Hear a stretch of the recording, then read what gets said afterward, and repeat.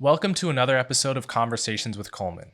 If you're hearing this, then you're on the public feed, which means you'll get episodes a week after they come out, and you'll hear advertisements. You can gain access to the subscriber feed by going to colemanhughes.org and becoming a supporter.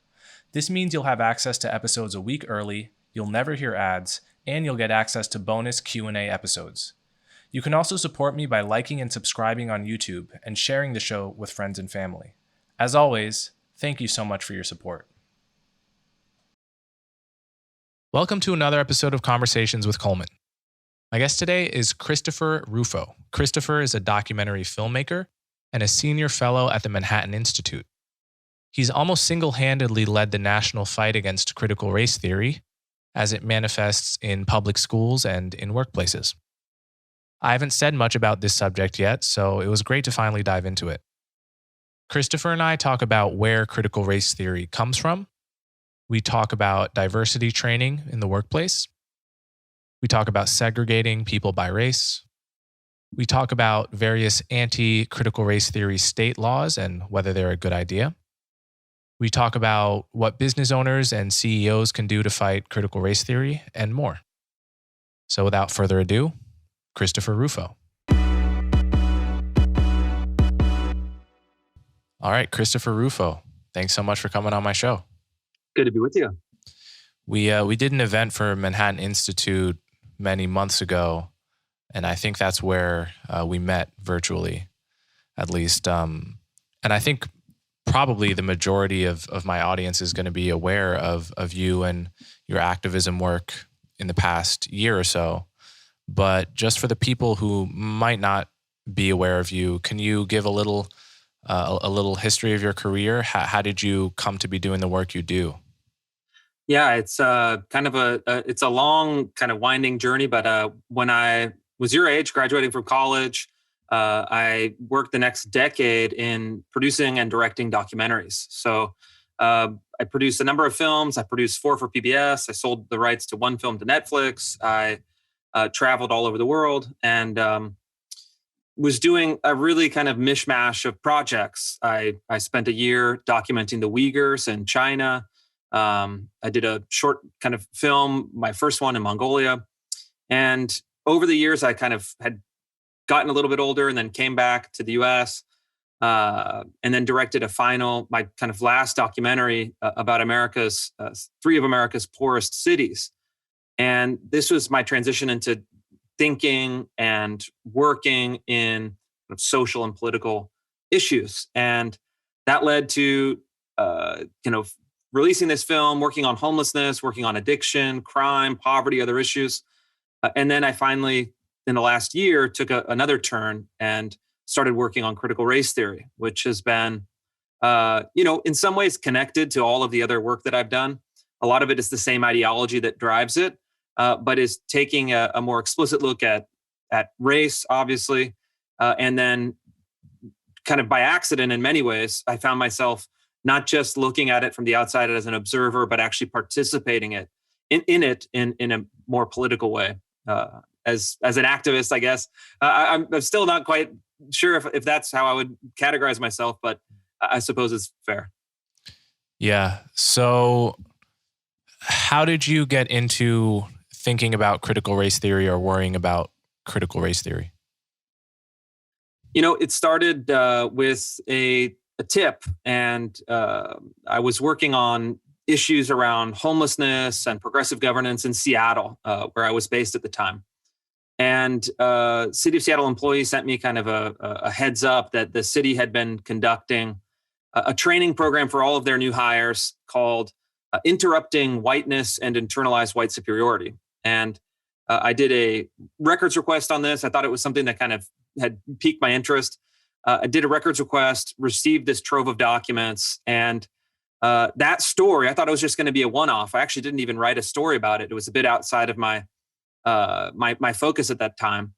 That story, from the first time I reported on it, put it out on social media, did a media cycle around it, led to an avalanche of new sources in the federal government, in America's biggest companies, in K-12 school districts around the country that have told me the same kind of training program that you've exposed at the city of Seattle is happening in my institution. And this is something that really hadn't been reported, hadn't been kind of revealed to the public.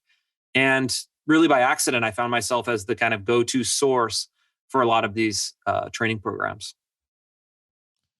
Yeah, so there's a lot of interesting ways into this conversation, and I've spent a lot of time talking about critical race theory on this podcast. And so I think we should just start by defining our terms. What's interesting about this is that 2 years ago, I was aware of critical race theory as a philosophy student at Columbia.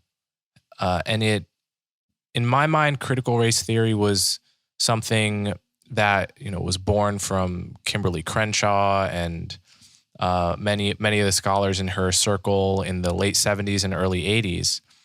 And it was interesting to me as a philosophy. It seemed obviously wrong, but it seemed wrong in a way that would only be of interest to someone who was really into academic philosophy. It didn't seem like the kind of thing that the wider culture would ever be interested in, in favor or against. To the point where sometimes I would write about critical race theory and editors would tell me, well, this is a little bit too academic for a wider audience. But in the past year, the term has taken on a much wider meaning than I think it was originally intended. So it's probably smart to think of it as having two separate dictionary definitions.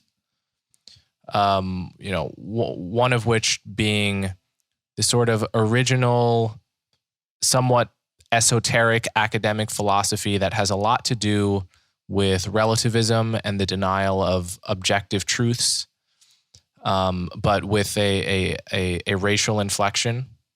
And if you're interested in that, you can, and I've spent a lot of time reading the sort of originators of the theory explain it, sometimes in very overly complicated prose.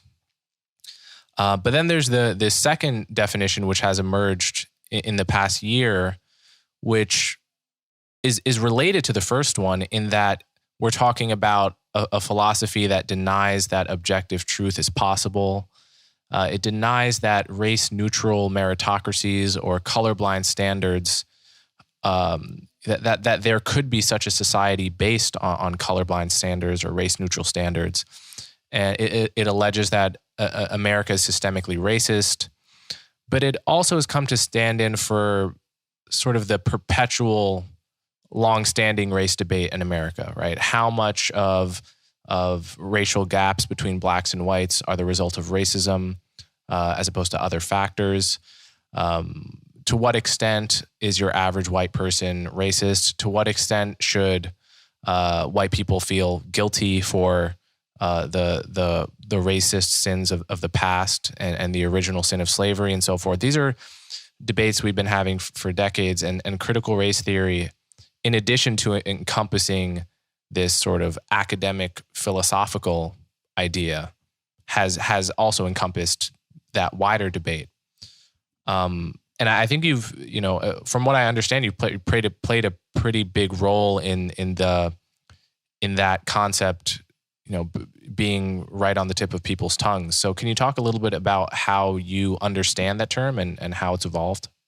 Yeah, I think you did a really good job at laying out the two sides of critical race theory. The kind of law review article version of it that is highly technical, very specific audience of kind of scholars and experts that originally developed the theory.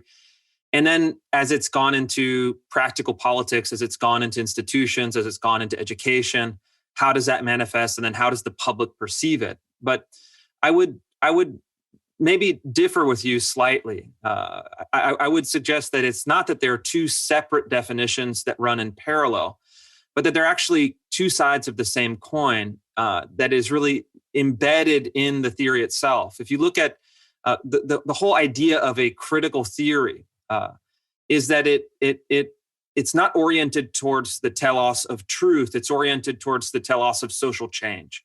So it's a theory that changes. It's a theory that has a historical property, but I think most importantly, it's a theory that has both encompasses both the theory and the practice or the praxis. And that's when it moves in a dialectical way through society. And I think what we've seen is that the theory that was developed over, roughly the late 1980s to kind of the mid 2010s, so over a significant period of time, then started to actually become implemented in institutions. And the earliest examples I can find are from K through 12 school districts in places like Portland, Oregon, where they were implementing critical race theory's key concepts, systemic racism, intersectionality, et cetera, into teacher training programs, into curricula. And then those are kind of the critical race applied principles.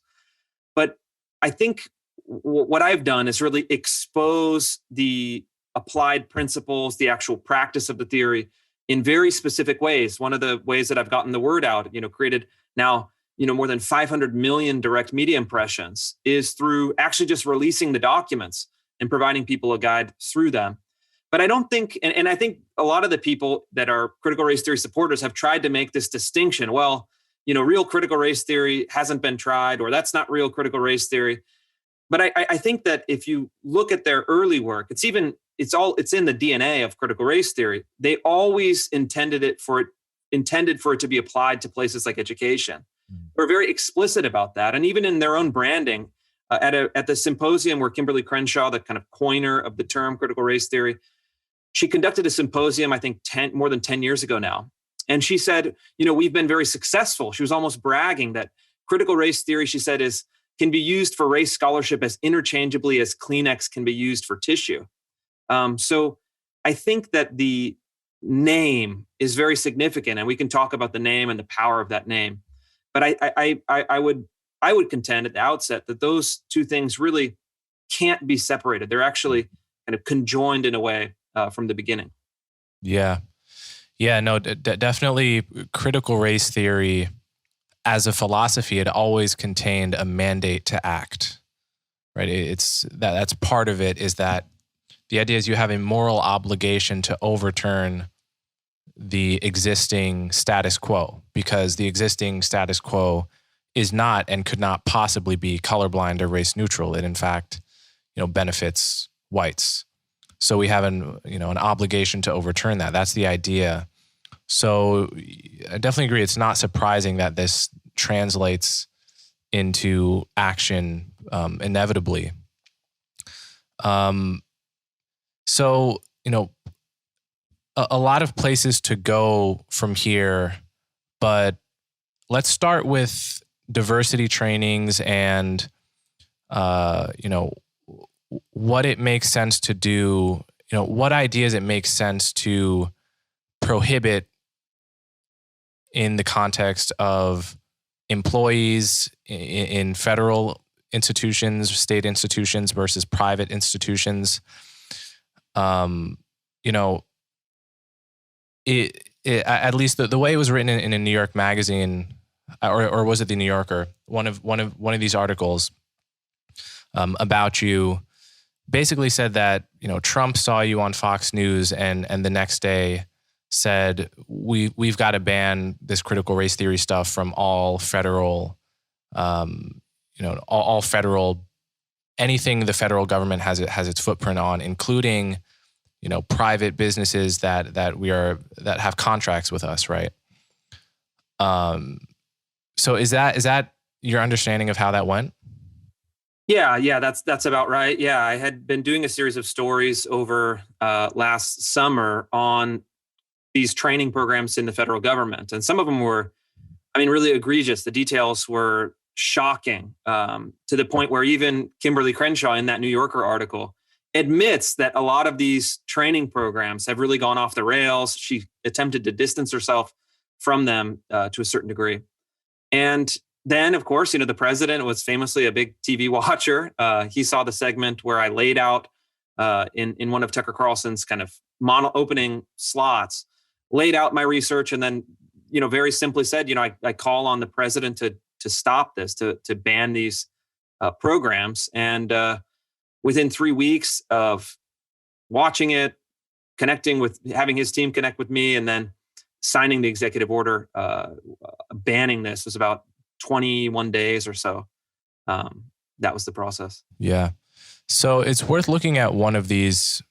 I think the one that got the most play initially, which was the Seattle Office of Civil Rights document. I have it right in front of me, but it says you obtained these documents from Seattle's segregated whites-only trainings, which induct white employees into the cult of critical race theory. This is your writing on your website here.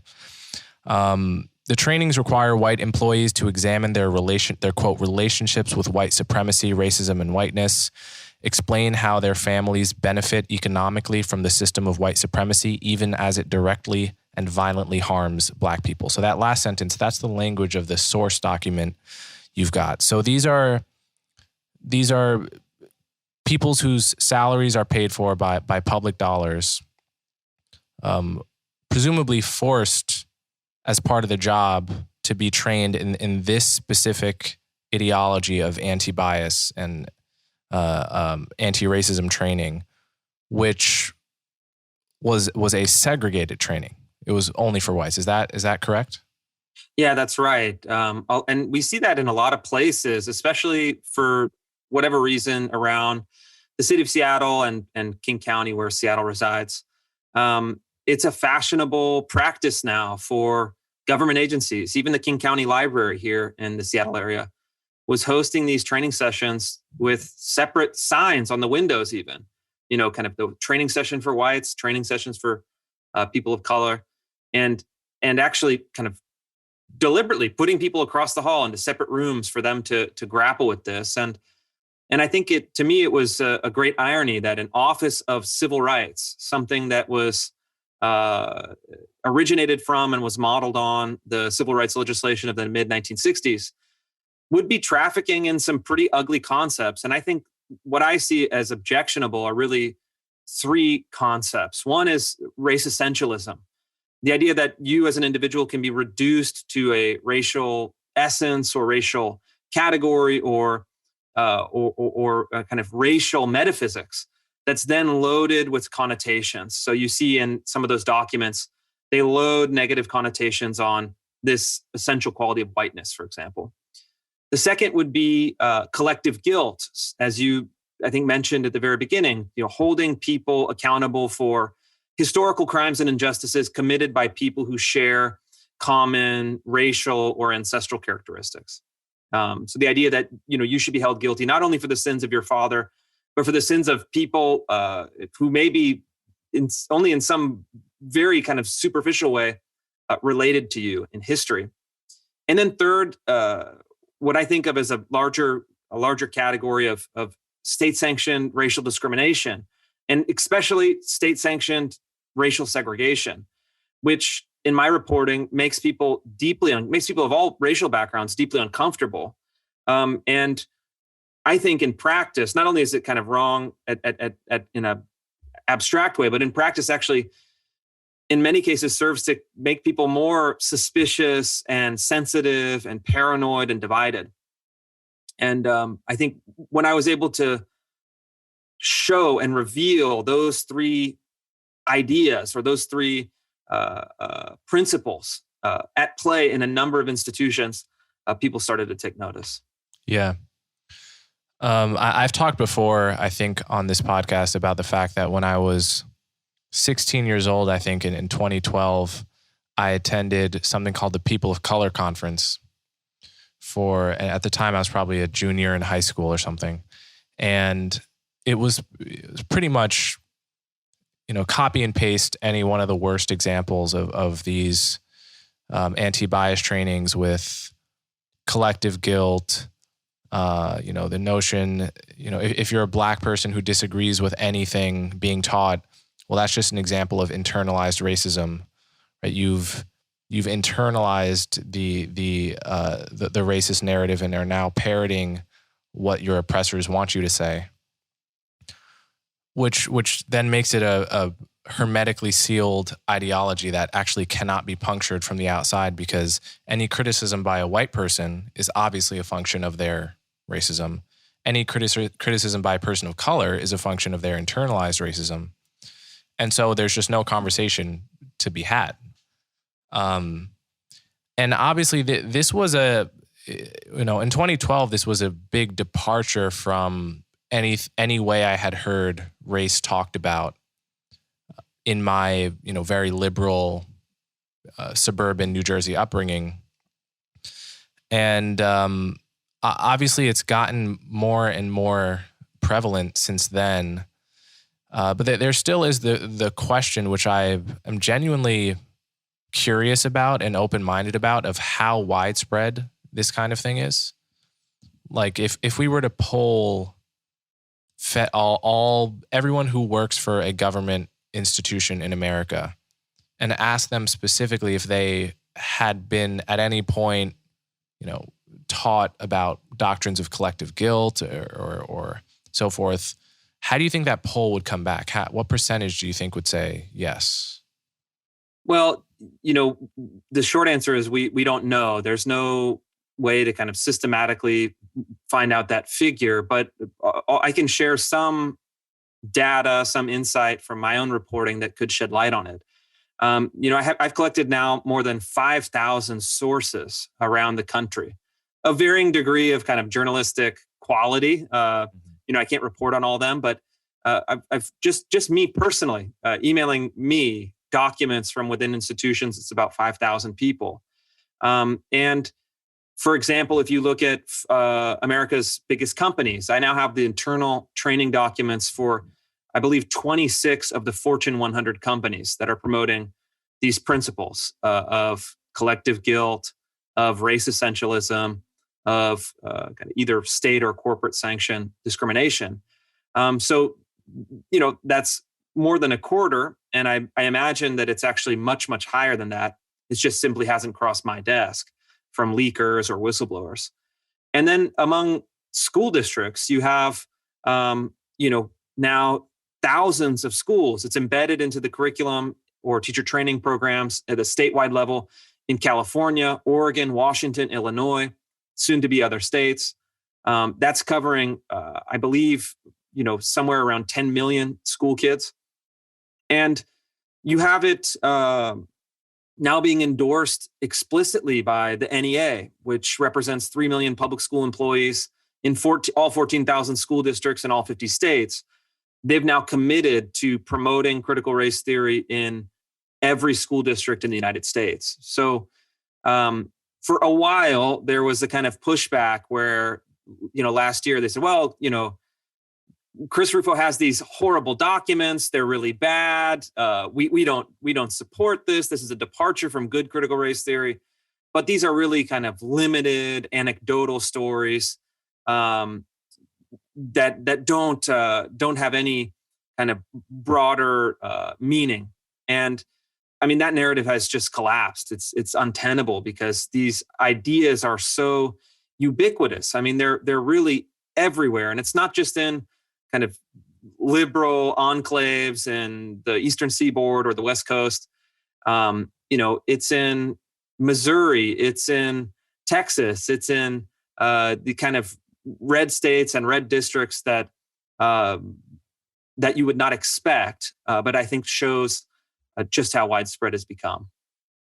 So I want to get into what legal recourse there is in different contexts. So if you're if you're a federal, state, or city worker and you have to attend a racially segregated training, whether you're Black, white, Asian, or Hispanic, what legal recourse is there? Because, I mean, that seems to brush up very close against already existing laws against segregation, namely the very famous ones in 1964 and so, obviously, the case of a training is not a case where facilities are segregated in general. It's a case where there's segregated meetings on one particular day, And I'm not sure the language of the Civil Rights Act would necessarily cover such a thing.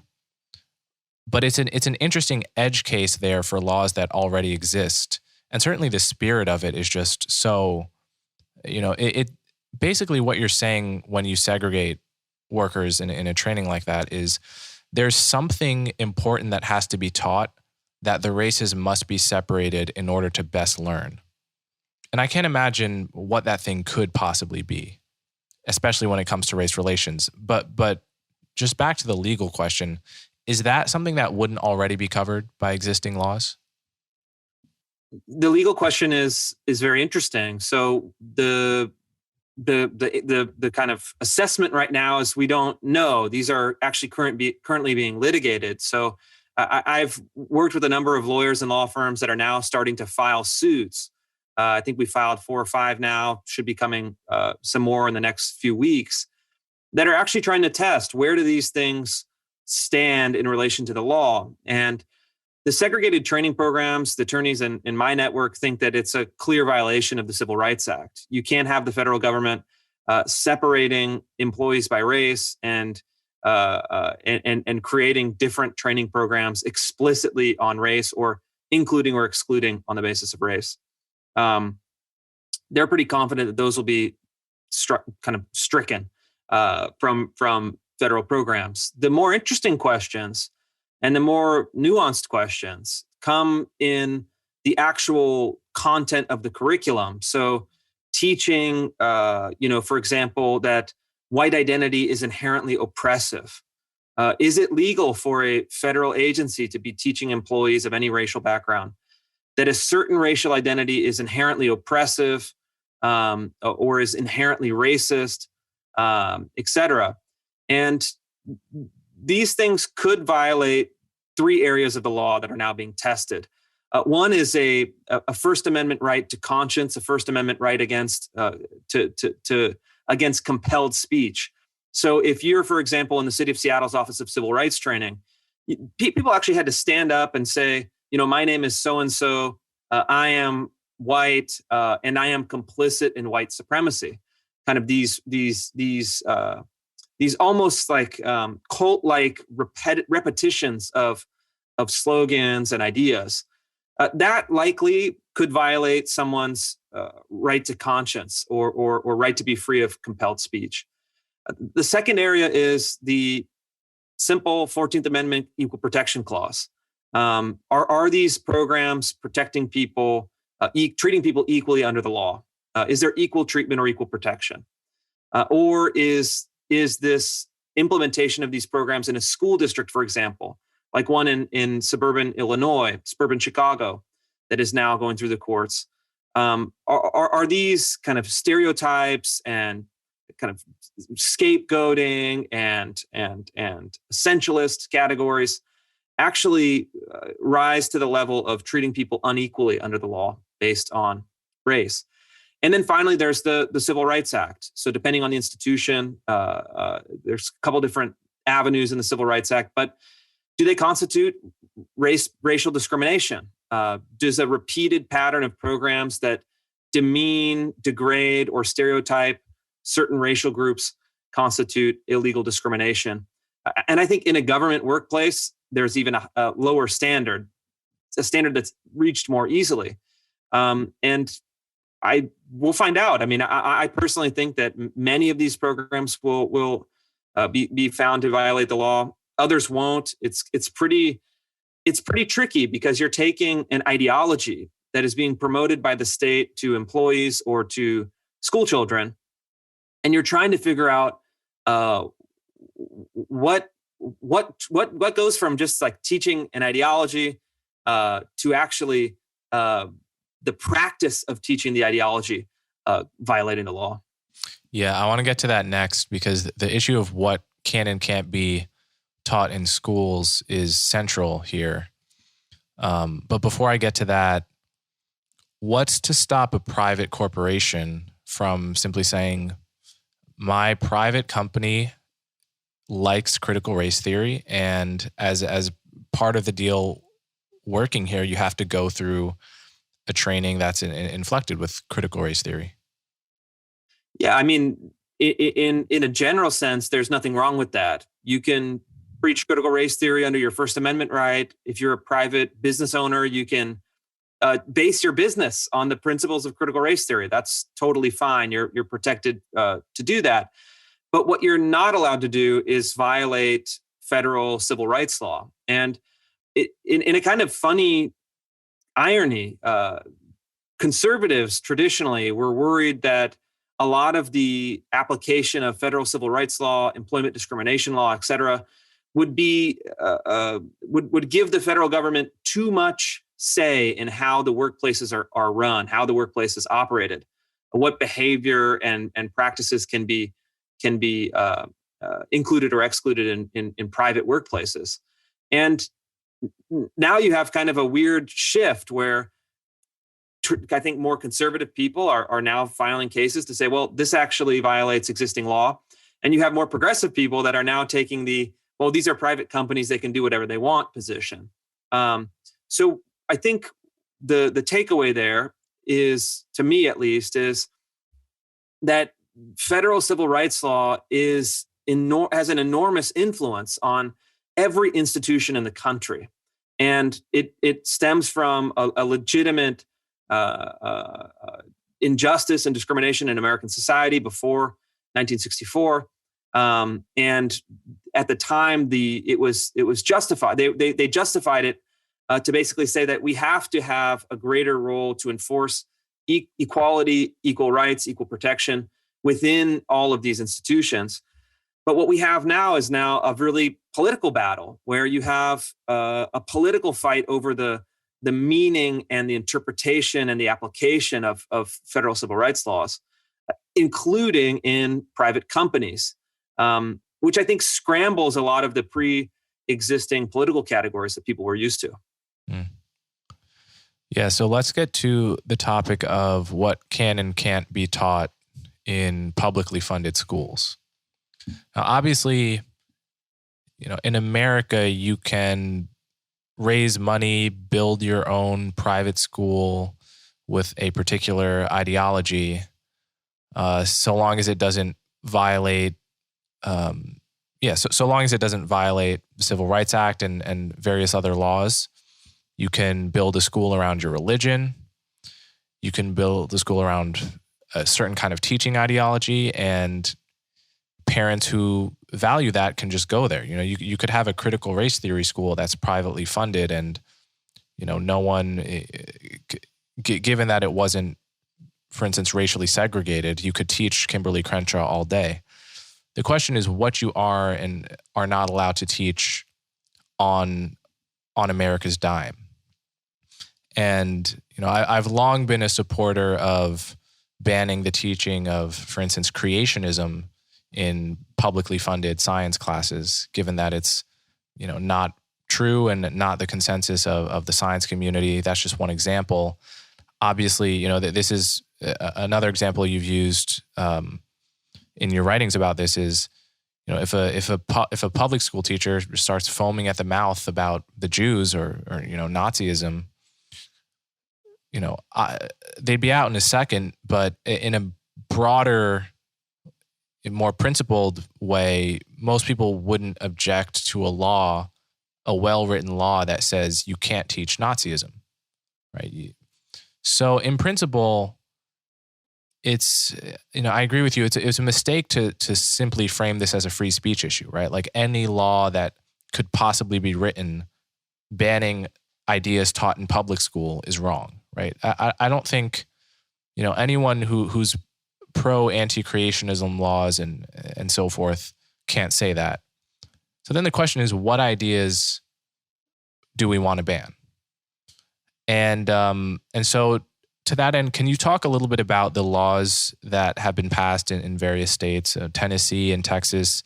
These have been called Anti-Crt Bills, which, reading the bill seems it's an understandable label, but there's quite a lot in there that feels like it has very little to do with CRT and is just, to take one example from the Tennessee bill here. One of the first things it says is, you can't teach in a class the idea that one race or sex is inherently superior to another race or sex. Right? Like that's someone, regardless of what you think about CRT, no one sane wants teachers teaching that, right? So there's a lot of stuff in these bills. So can you talk about how these bills came about and what their aim is? Yeah, I think what people were trying to figure out at the beginning of this year, as a lot of these courses, first in the federal government and then in schools, became known. I did a series of stories starting last December and going through the spring, where I was showing applied critical race theory in public schools, teaching a range of just like really outrageous and I think abusive practices with kids as young as pre-kindergarten. And so you have to try to figure out, well, what is your recourse in a democratic society for this? And I think that's an important context. So you have really three avenues for recourse, three avenues to kind of address this problem. You have the executive. So President Trump passed an executive order at the federal level. Governor DeSantis issuing guidance at the executive level in Florida, working with his State Board of Education. You have the judicial level, which we've talked about. So actually taking it to the courts. Does this violate state law? Does it violate federal law? Does it violate the Constitution? And then third, and I think most importantly, you have the state legislatures, which in every state in the country, state legislatures set the curriculum for the state kind of standards in K through 12 schools. And then they also direct significant amount of funding towards those schools. And so many state legislatures, I think we're now at 8 state legislatures, and then another one if you count 9 if you count the state boards of education, have come up with a kind of bill style or a bill, a kind of format or a template to basically say we want to prohibit these abusive practices. And the first one you mentioned, I think, is important, is want to ban schools from promoting, advancing, or compelling students to believe that one race is inherently superior to another. And on one hand, it sounds crazy, right? It's like, well, nobody would want to be teaching that. But in fact, we have a lot of schools that are teaching that. They're not teaching it in a very simple way to say that, race X is superior to race Y, but they're certainly ascribing kind of traits to the race, they're ascribing specific traits and value judgments, negative and positive, to specific racial categories that are treated as essential in nature. So you have, for example, these kind of programs or modules or texts on whiteness that argue that this essence of whiteness that is that constitutes white people, culture, virtues, habits, laws, governing structures, etc., that is pervasive in society, is inherently racist, oppressive, evil. So you're ascribing a certain moral superiority, or in this case, moral inferiority, to a racial category. And you see a lot of that. I mean, it's sophisticated. It's not really necessarily direct, but I think that's really what gets people's kind of ears pricking up and saying, "Wait a minute, what are they teaching? What is this based in? What is the condition for this kind of belief, and why is it being taught in schools?" So where are kids hearing this kind of thing? Would it be at an assembly or in like a social studies or English class or something in your research? Yeah, a lot of it is, social studies classes. I think that's probably the general ed, social studies, et cetera. And, there's a lot of specific examples, but one of the things that I think is you see over and over that's recurring is that you see intersectional hierarchy. And sometimes it's taught even at very young level, even in kind of grade school level. They're teaching Kimberly Crenshaw's intersectionality theory. I mean, explicitly, this is Kimberly Crenshaw. This is intersectionality theory. But then what they're doing is they're having kids, in some cases, fill out their intersectional identities. So listing out on a kind of school worksheet their race, sex, gender identity, sexual orientation, religion, household income, disability status, language, etc., and then actually ranking themselves, and then kind of by necessity comparing themselves to their classmates on a hierarchy of a hierarchy that where the axis is the oppressor and the oppressed. And so you have examples of this. How old were the kids? In one case, they were 8 years old. So in one case in California, in the Bay Area, they were actually having 8-year-olds do this. So very young. I mean, I have a 10-year-old, and I can remember back to when he was 8. This would be kind of, I mean, seemingly very strange to even make that decision. And, so they do it with children. They also do it with teachers at teacher training programs. That's another place that you see this. And some of them are very, explicit. In every school in the Springfield, Illinois school district, they were having a training where teachers were told to measure themselves on an oppression matrix, to actually kind of break down their identity categories to figure out how they were being oppressive, whether they were suffering from covert white supremacy, and then atoning for those sins of again, identity traits that are, for the most part, fixed. You can change your religion, you can learn a new language, but the most important ones are more or less fixed. Yeah. So I want to get into these laws a little bit more, because I paid attention to the disagreement between you and some folks, some of whom I know at the New York Times, or not at the New York Times, but rather the New York Times op-ed, which united my friends Thomas Chatterton Williams and Camille Foster with two others of different political persuasions, and said that they were against these laws, despite certainly Camille and Thomas as well being highly critical of critical race theory. And I read that op-ed, and I agreed with it on the grounds that the language of the bill seemed to vaguely ban anything that could make people feel uncomfortable by race. But then I looked at the actual language of the bill, and it seems like there was deliberate or not, there was a real misinterpretation of the Tennessee bill that's pretty crucial here. And this is I think this is a very important thing to highlight here. So if there were a law that said that prohibited a teacher teaching anything that could possibly make, say, a white kid feel uncomfortable because of his race, that would be so overly broad and ridiculous, because just learning the facts of slavery could very plausibly make a white kid feel, for instance, guilt. Just learning the basic facts of the Holocaust could make a German kid feel guilt, depending on the kid's personality and how they experience learning those historical facts.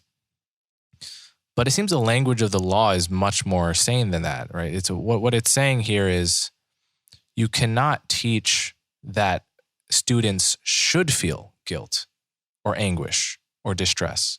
But a teacher can't say white people should feel guilty about slavery, right? You can't get up in a class and say and advocate that people of a particular race ought to feel guilt, which is very importantly different from saying you can't teach anything that could have the side effect of provoking guilt.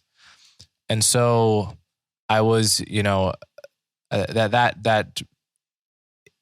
it's just, I read your response to that New York Times op-ed, but you didn't seem to clearly underline that misinterpretation, a pretty crucial misinterpretation, was made. So I'm curious what you have to say about that. Yeah, you explained it very well. I mean, if the bill was the former, if it said that anything that makes someone feel uncomfortable or guilty or ashamed I mean, that could cover almost everything. And in a process of a good, rigorous education, you may feel all of those feelings, and it may be actually a really good thing in your development. You may feel confusion and sadness and guilt and shame and pride and wonder, but basing a law to prevent certain subjective feelings is, I mean, unworkable. It's untenable.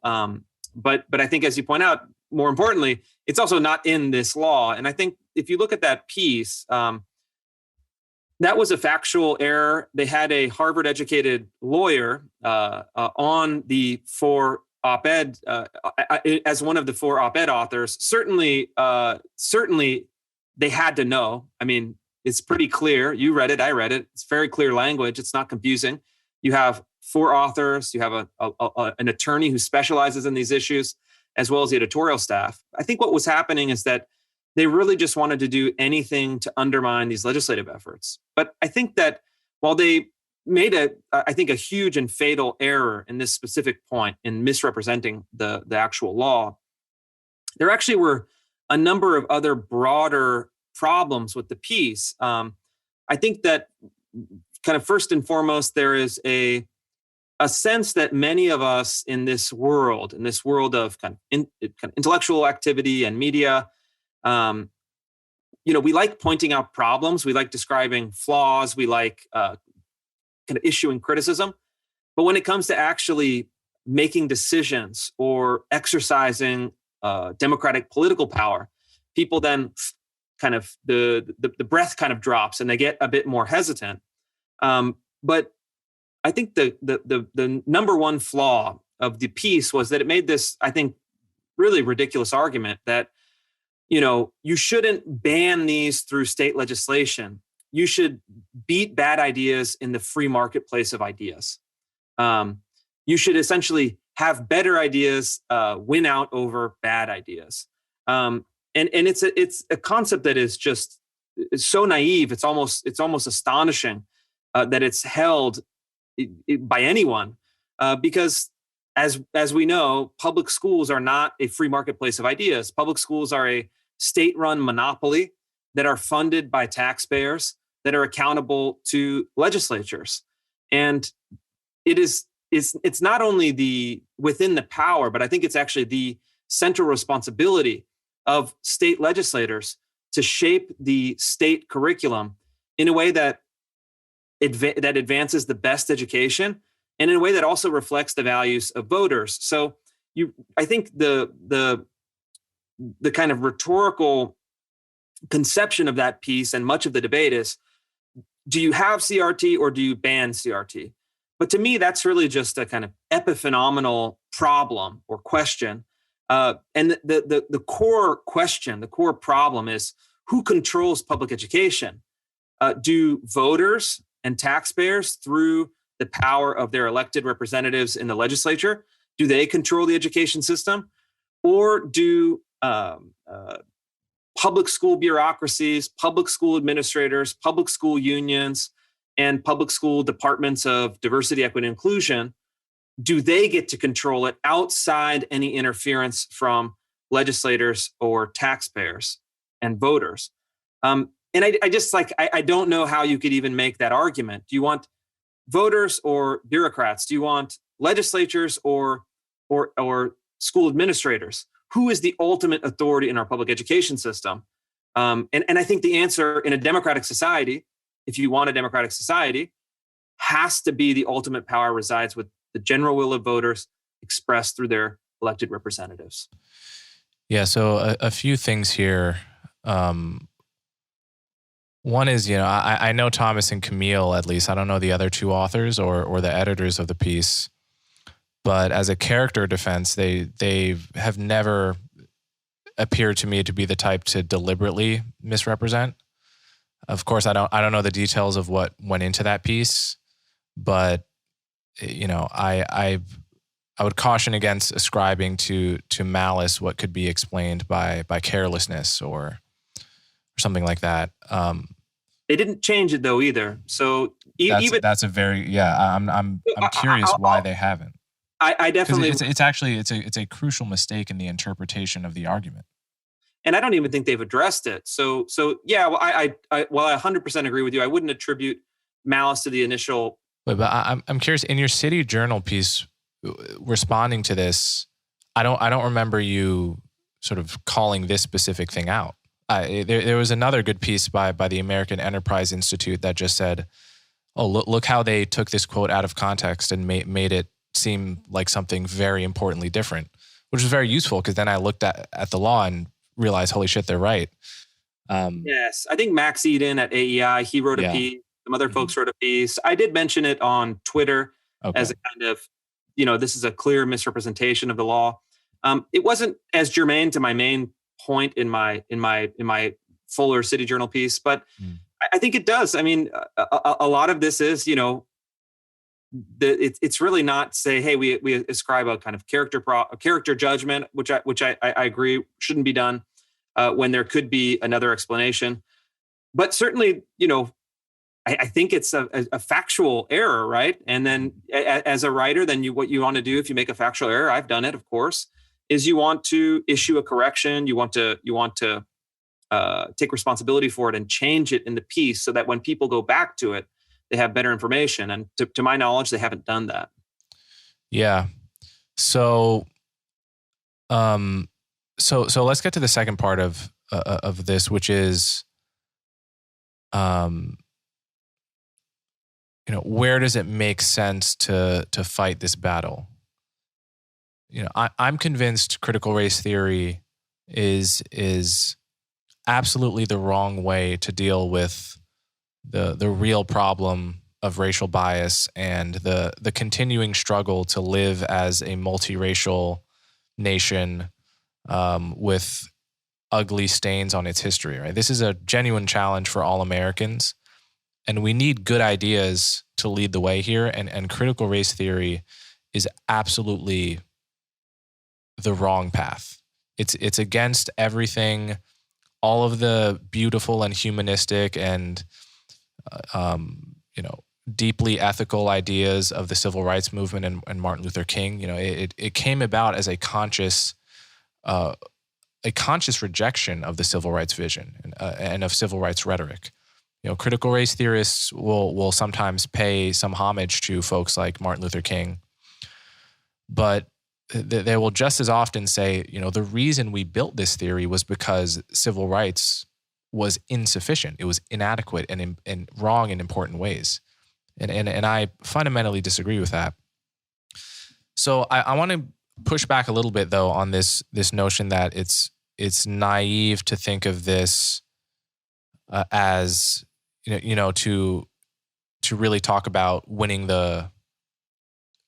about fighting this in the marketplace of ideas, because no doubt everything that happens in school matters, but when we're talking about a culture war, one has to be aware that a lot of the fight is taking place in the culture and outside of schools, arguably the majority. When I think of the analogy to, say, creationism and evolution, how many people in the fullness of their lives were persuaded one way or the other, whether they're, atheists, Sam Harris, Dawkins-style atheists, or creationists, how many were persuaded in public school versus YouTube, right? And today you add YouTube, TikTok, all the places where people are going to actually think about ideas that they care about, thinking in private, changing their minds in private.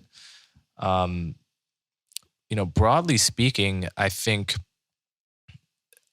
there is a tendency to put too much weight on the ability to change the culture in these legal, because it's one of the places people feel they can most control, right? You can pass a bill and it seems to be tangible evidence of progress, whereas the culture war, pretty much each person feels very powerless.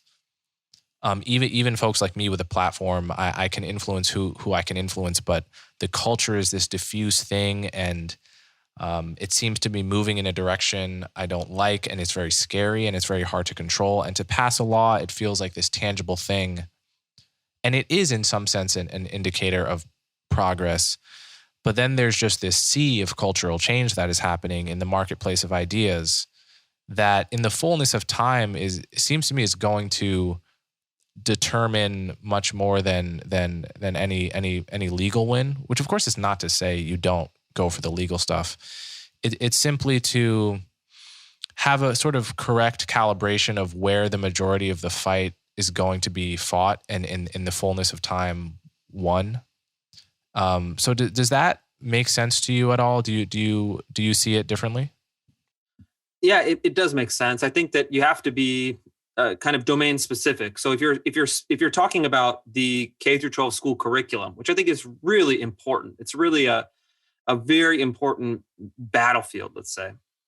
You have to win that through legislation, or at the school board level or the state level in the actual legislature, the state houses. So, you have to recognize that that each domain is different. The strategy is different. So in a government agency or a public school, you have to do it through legislation. It's not a free marketplace of ideas. But simultaneously, if you look at the broader culture, of course, that is in some sense a marketplace of ideas. I'm not sure it works exactly like a marketplace, the kind of in how it kind of prices ideas and how ideas gain dominance. I think the deck can be stacked in a way through a kind of cartel behavior of different organizations and groups and that are promoting specific ideologies.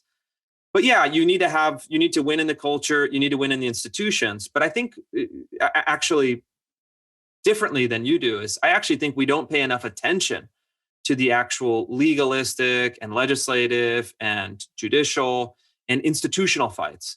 And I think people kind of like me, people who are kind of advancing a more conservative vision, have to take that much more seriously, because it's not just, okay, well, what's in Johnny's homework in third grade, but if you look at the whole landscape of how ideas get generated in our country, and you actually say, well, where is the money coming from? What is the source of power? How does the actual structure work?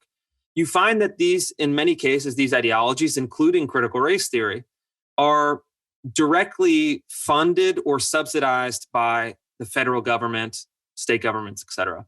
So this happens in a lot of ways. So you have public universities, right? So the woman who developed the concept of spirit murder, the idea that white-led institutions systematically, quote, spirit murder Black and brown children, who's very influential, who's consulted with school districts around the country.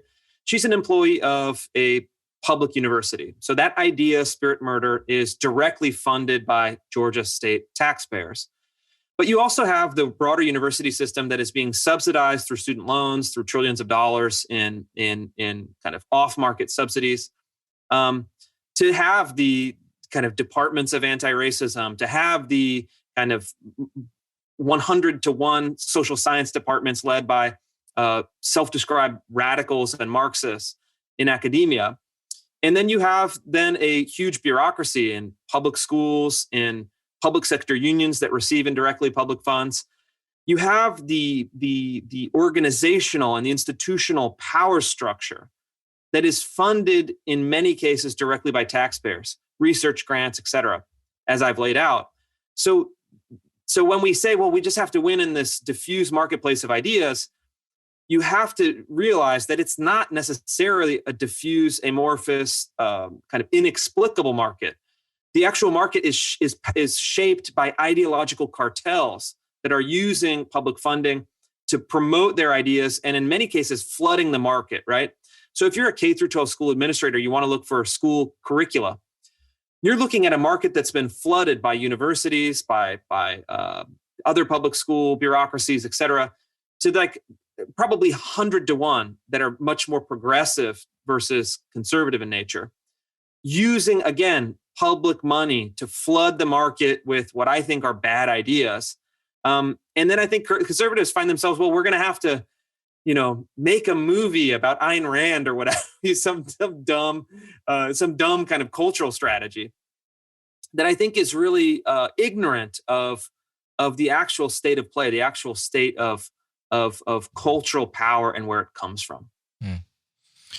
So, with regard to these laws, I find myself thinking of the analogy to Marxism, for instance. So, if a teacher at a publicly funded institution begins, gets on his or her soapbox and starts teaching my kids who go to, public school that all the world is a class struggle and the proletariat will eventually rise, and so on and so forth. What recourse is there for that teacher to be fired, right? Given that if they're a history teacher, they're not teaching history facts. They're just inculcating kids with their own private worldview. They might as well be telling me that the one true God is Yahweh. It's just not. If I want to teach my kids that at home, I can, and my mom did. My mother was a Marxist and taught me a lot of Marxist stuff at home, which is, appropriate given if that's your values. So what recourse was there legally? Is it just that everyone would come down on this teacher and there's no specific state law, or are there laws in many states banning specific ideas analogous to the ones that have been passed? There are not, to my knowledge. This is kind of a new area of law, new kind of set of restrictions. A lot of it is cultural enforcement, right, or norms-based enforcement within those institutions. But a lot of it is, that said, there are mechanisms to fire teachers. So if a teacher was kind of, soapboxing on Marxism, the school could say, hey, this is outside of our mandated curriculum. This isn't, you're not following the kind of the guidance or the instruction or the material that we've created. And I've seen even a recent case where a teacher was, really hardcore indoctrinating kids to a specific political viewpoint, and then telling students there is no debate, there is no other side of this argument. This is the truth. You cannot have any other disagreement with this. I think this teacher was in Tennessee, and after a number of warnings, where the administrator said, "Hey, you have to have an open debate in your classroom. You can't just be pushing your opinion. You have to actually incorporate the opinions of students." This teacher was fired. So there is recourse. I think it's difficult in many cases because of it's hard to fire public school teachers. They have a form of tenure, but it's difficult bureaucratically, kind of process-wise, but it's not impossible. Yeah. So this will be my last question. Suppose someone comes to you and says, well, I work at such and such a company, and a lot of us here are concerned about the critical race theory, anti-bias indoctrination sessions that are being pushed on us.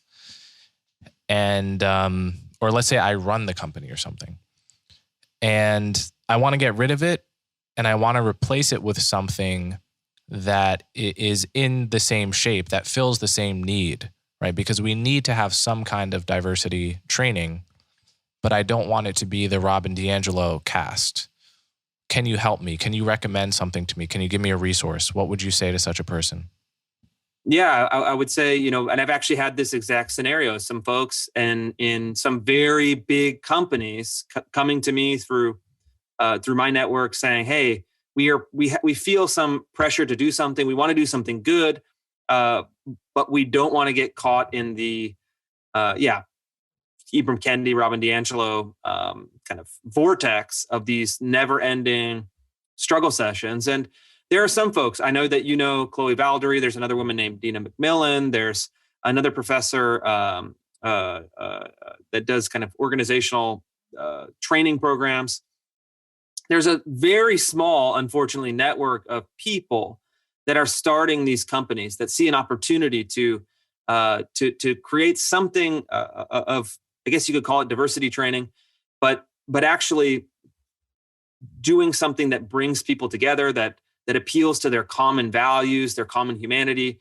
and that presents a multifaceted program that welcomes debate, that welcomes diversity of perspective, that actually does try to get people talking to one another. Because, I think one of the mistakes, or one of the misconceptions rather, is that, conservatives or even me personally don't want to talk about these issues. We just want to shut down conversation. Whereas I think actually conversation is really important, and meeting people. As a documentary filmmaker, I traveled to, dozens and dozens of countries around the world. I'm curious about people, curious about different cultures, curious about different belief systems. And I think those conversations are valuable, but they have to be structured in a way that is actually that promotes at heart some kind of unifying principle. So what I would say to that person is, there's a few people, I imagine they're all really busy now, but I think you'll see in the next few years, in the kind of short and medium term, you're going to see a lot of people trying to create alternatives. That's not what I do. It's not my thing, but I think it's going to be a really valuable service that people provide, to give people who want to do something an off-ramp from this kind of stale process. And what I would say too, in closing, is that I've looked at now hundreds and hundreds and hundreds and hundreds of documents from all types of organizations all over the country. And what I think is really tragic about them is that they are so reductive. They're all, as I'm processing these materials to do some additional reporting, it's like they might as well have been created by the same person. They traffic in the same, 10 ideas derived from critical race theory, put into practice. There's no creativity. It's really a kind of rote dogma. It's an orthodoxy. And if you've seen one of these trainings, you've kind of seen them all. And my hope would be that people can see this not only as a problem, but an opportunity. And I would love to see more folks coming up with better ideas to replace it, especially in places like the corporate world. All right. Well, Christopher Rufo, on that note, it's been a great conversation. I think people will get a lot out of this. And before I let you go, can you direct my audience to where they can follow you, find your work, and support it? Yeah, absolutely. I'm on Twitter at Real Chris Rufo. That's a good place to get all of the latest updates on the stuff that I'm doing. And then I also have all of my articles and films and videos at ChristopherRufo.com. That's just ChristopherRufo.com. You can also support my work there, have a nice community of small patrons. Cool. All right. Till next time. Thank you. If you appreciate the work I do, the best ways to support me are to subscribe directly through my website, colemanhughes.org, and to subscribe to my YouTube channel so you'll never miss my new content. As always, thanks for your support.